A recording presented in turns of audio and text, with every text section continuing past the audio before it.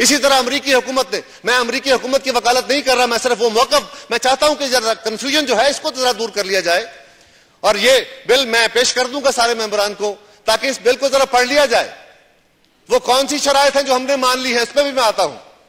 लेकिन madam speaker, ये bill उन्होंने पास किया, ऐवान नुमाइंदगान में ये बिल था, वजीर आजम साहब वहां पे गए, यकीनन हमने उनसे नेगोशिएट किया, यकीनन हमने उनसे पाकिस्तान की जरूरतों से, पाकिस्तान के साथ होने वाली ज्यादतियों के अजाले के लिए बात की, यकीनन हमने पाकिस्तान का वॉर ऑन टेरर के अंदर होने वाली उन अजीम कुर्बानियों का जिक्र किया, हमने अपने पोटेंशियल के लॉस का जिक्र किया, हमने उन्हें अपने मार्केट एक्सेस, अपने मार्केट के रास्ते खोलने का जिक्र किया, और तभी जाकर उनमें यह इदराक हुआ और उन्होंने ये बिल पास किया मैडम स्पीकर। और वजीर आजम साहब जब गए तो उस वक्त ऐवान नुमाइंदगान से ही बिल पास हुआ, अब सेनेट ने यह बिल पास किया और अब वहां से दोबारा ऐवान नुमाइंदगान ने पास करके अमेरिकी प्रेसिडेंट को भेजा है। अब अभी तक ये बिल की शक्ल नहीं इख्तियार कर सका, सदर अमेरिका उसको साइन करेंगे तो ये बिल पास होगा। और ये लेजिस्लेशन पीस जो है ये अमेरिका का कानून है, ये पाकिस्तान के ऊपर बाइंडिंग नहीं है मैडम स्पीकर, ये उनका बिल है। क्या अमेरिकी कानून पाकिस्तान के ऊपर लागू होते हैं? क्या अमेरिका का आईन पाकिस्तान के ऊपर लागू होता है? वो उनका अपना बिल है, वो उनकी अपनी लेजिस्लेशन है और लेजिस्लेशन पाकिस्तान को सपोर्ट करने की है। उस सारे बिल में उन्होंने पाकिस्तान की कुर्बानियों की भी, पाकिस्तान की अफवाज, पाकिस्तान की सिक्योरिटी फोर्सेस, पाकिस्तान के अवाम की कुर्बानियों का भी जिक्र किया है। लेकिन हमें मैडम स्पीकर किसी से अप्रिसिएशन की जरूरत नहीं है। हम इस बात से कमिटेड हैं कि हमें ये दुनिया, इस सारे लड़ाई में, जो दुनिया की लड़ाई है, इसमें हमें सपोर्ट करती है तो भी, नहीं करती तो भी, हमने अपनी बका, अपनी बेहतरी, अपने मुस्तकबिल के लिए, अपने बच्चों के मुस्तकबिल के लिए इस लड़ाई को लड़ना भी है और जीतना भी है और इस मेहनत से जान भी छुड़ानी है। लेकिन जहां दुनिया का हिस्सा है वो दुनिया खुद अपने तौर पर उसमें आगे बढ़ रही है। मैडम स्पीकर, इस बिल के अंदर इसका तफसीली जिक्र तो मैं, चले परसों अगर डिबेट होती है जिस तरह तय हुआ था तो उसमें मजीद इस पर बात करेंगे। इसकी कंडीशनलिटीज का बहुत जिक्र किया जा रहा है और बहुत कहा गया कि हुकूमत पाकिस्तान ने पाकिस्तान का वकार बेच दिया, हमने पाकिस्तान का मुस्तकबिल दांव पे लगा दिया, हमने अपनी गैरत का समझौता कर लिया, पता नहीं क्या क्या इल्जाम लगाए गए। वो जनाबे वाला जरा हमें यह तो बता दें कि इस बिल में जो अमरीकी लेजिस्लेशन में पास हुआ है, अभी बिल की शक्ल इख्तियार नहीं की, क्या हुकूमत पाकिस्तान ने कोई एग्रीमेंट साइन किया है, कोई बाइंडिंग है हम पे, कोई हमारे ऊपर कोई तार मुसल्लत कर दी गई है कि पाकिस्तान ने इसको जरूर अप्लाई करना है पाकिस्तान के अंदर? ऐसी कोई सूरत नहीं है मैडम स्पीकर। और इस बिल के भी दो हिस्से हैं। इस बिल का एक हिस्सा जो है वो सिविलियन सपोर्ट के लिए है और पाकिस्तान की तारीख में ये पहली दफा है मैडम स्पीकर कि इतनी बड़ी इमदाद किसी सिविल हुकूमत के लिए, किसी भी जमहूरी हुकूमत के लिए अमेरिका या दुनिया के किसी मुल्क ने पहली दफा ये इमदाद दी है। और इसका दूसरा हिस्सा सिक्योरिटी के हवाले से है मैडम स्पीकर। और मैं अपने दोस्तों से ये जरूर अर्ज करूंगा कि लीला, आपका हक है, आप बिल्कुल हुकूमत के ऊपर तनकीद कीजिए, आपका हक है, आप पाकिस्तान की हुकूमत से होने वाली गलतियों की निशानदेही कीजिए। हम कब कहते हैं हम फरिश्ते हैं, हम कब कहते हैं कि हम अफलातून हैं? आपको गुमान हो, लेकिन हम तो समझते हैं कि हम तो कलेक्टिव विजडम के कायल हैं, हम तो इस अवाम की कलेक्टिव विजडम लेके चलना चाहते हैं, अपने एलाइज के साथ समझौते करके, उनसे बातें करके उनकी विजडम लेके चलना चाहते हैं। मैडम स्पीकर, उस बिल में यह बात, दूसरा जो सिक्योरिटी का आंसर है उसकी अभी तक तयन नहीं है कि वो इमदाद की अमाउंट क्या है, उसका तयन होगा। इस बिल ने पास होना है तो उसके बाद 90 डेज के अंदर, 80 to 90 डेज के अंदर एक बाकायदा इस पर शिक बनेगी या इसका टोटल डिटेल बनेगी कि ये बिल कहां कहां किस किस सेक्टर में खर्च होगा। मेनली जो सिविलियन हमारी इमदाद है वो सोशल सेक्टर के ऊपर खर्च होनी है मैडम स्पीकर।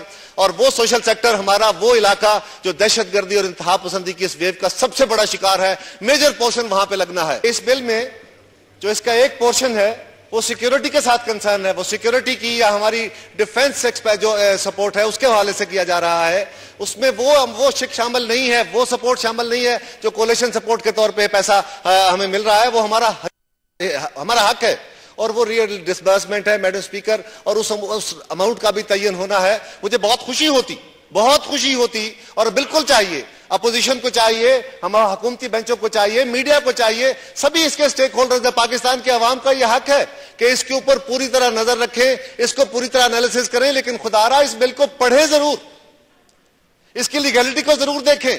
पाकिस्तान के ऊपर होने वाली बाइंडिंग कहां पे आ रही है, कहां पे हम किसी एग्रीमेंट में शामिल हो रहे हैं जो हमारे लिए इंटरनेशनल बाइंडिंग बन जाएगा। और मैडम स्पीकर, जिन शराइत का जिक्र किया जा रहा है उन शराइत का इतलाक सिर्फ और सिर्फ मिलिट्री असिस्टेंस की तरफ आता है, सिक्योरिटी असिस्टेंस तक आता है। उसका कोई ताल्लुक जो है वो सिविल इमदाद के साथ नहीं है, $1.5 बिलियन के साथ। और मैं ये बात वाज़ेह करता चलूं कि ये 5 साल के लिए नहीं है, ये 10 साल के लिए है। ये 5 साल के बाद फर्दर 5 साल के लिए एक्सटेंडेबल है।